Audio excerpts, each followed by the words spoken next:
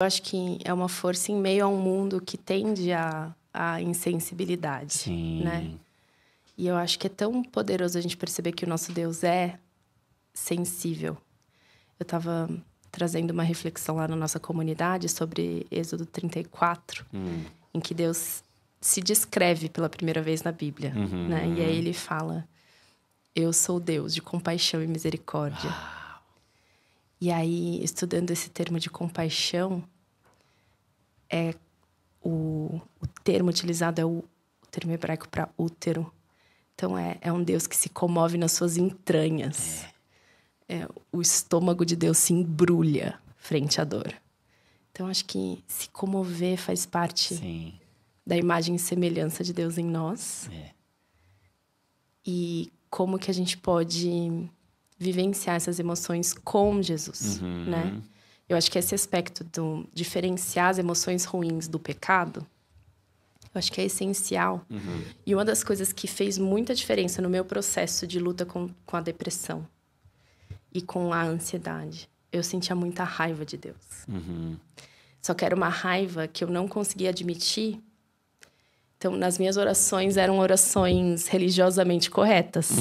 Minhas orações eram, ó Senhor bondoso, soberano Deus gracioso, abençoe. Eu não me atrevi a falar como Davi, assim, Senhor, aonde o Senhor onde está? o Senhor está? O Senhor me abandonou, o Senhor me deixou aqui. Exatamente, eu tô com raiva, eu tô com medo. E aí foi quando eu percebi que existe uma diferença entre murmuração e lamentação. Murmuração é você ir lá pro Senhor, Senhor, o Senhor é muito bom, eu te amo, maravilhoso. Aí vira as costas, Senhor, não me dá aquilo que eu quero, Senhor, como é que o Senhor está fazendo isso comigo, não sei o quê. O lamento é você se apresentar diante do Senhor e falar, Senhor, não era para ser assim. E isso me chateia muito. E é doido, né? Porque às vezes a gente acha que Deus não sabe o que a gente de fato está sentindo. E que Deus não aguenta. Deus aguenta, Deus é forte, Deus é grandão. Ele sabe o que a gente está sentindo. E Ele aguenta as nossas dúvidas. E a gente fala tanto da paciência de Jó. Jó chegou a um limite que ele falou, Senhor, não estou conseguindo. Não estou conseguindo entender. E foi depois deste lugar de se abrir, de honestidade brutal diante do Senhor. E o Senhor coloca Jó no seu lugar e fala, Jó, vai ter coisa que você não vai saber. E ponto. E foi mais ou menos aonde o Senhor me levou nesses 3 anos, assim. Porque eu fiquei muito, durante 3 anos, perguntando, por quê? Por que eu? Por que só eu? Por que não? Por que tem um monte de mulher aqui na igreja que o filho nasceu perfeito, sabe assim? Que tá ali, ó, já tá tocando a vida e eu tô aqui. O que eu fiz para merecer? E o Senhor me conduziu nesse lugar e falou, Luísa, por que não você? O que eu te devo? O que eu te devo? O que você tem que você já não tenha recebido de graça? Por que você tá me cobrando? E foi... Parece duro, assim, né? Mas foi uma dureza paternal, amorosa, do tipo... Filha, eu te amo. Isso daqui que está acontecendo e qualquer outro mal que acontecer na sua vida não é o equivalente à minha falta de amor. E eu acho que às vezes a gente anda com isso lado a lado. Alguma coisa ruim aconteceu. Deus deve estar me punindo. Deus deve estar me castigando. Deus não deve gostar tanto de mim, deve gostar mais do fulano ou da ciclana. E Deus veio e falou assim, filha, a matemática não é essa. É diferente. No mundo tereis aflições. Inclusive, se você estiver cumprindo a missão, talvez você vai ter mais aflições. Tem alguns sofrimentos que só os amigos de Jesus Só os amigos de Jesus passam. têm o privilégio de passar, sabe? Interessante que Paulo fala isso, né? Que nós temos o privilégio não apenas de crer, mas de padecer. E de completar os sofrimentos de Cristo. Uau!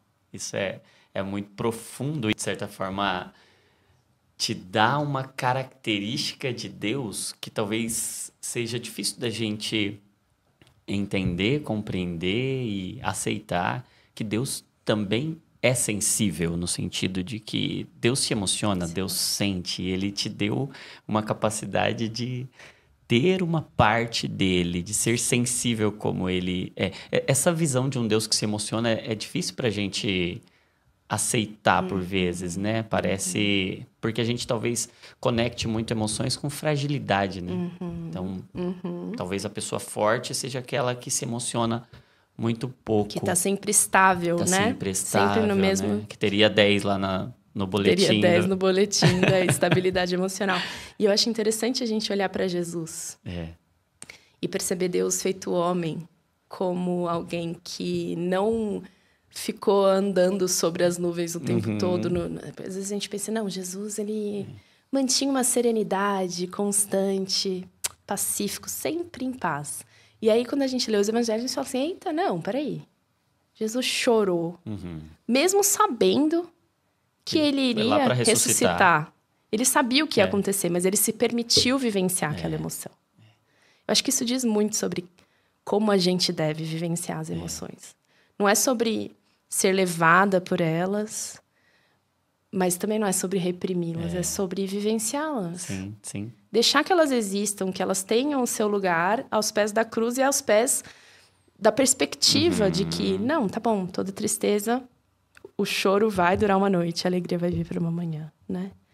Então, acho que abrir espaço para as emoções existirem dentro da nossa dinâmica com Deus. Para elas serem redimidas, Para elas serem redimidas. Eu enxergo que há uma tendência nossa para reprimir, né? Sim. E o evangelho vem para redimir, né? Então, se a gente reprime ou vive uma vida reprimida, e emoção reprimida geralmente gera doença, né?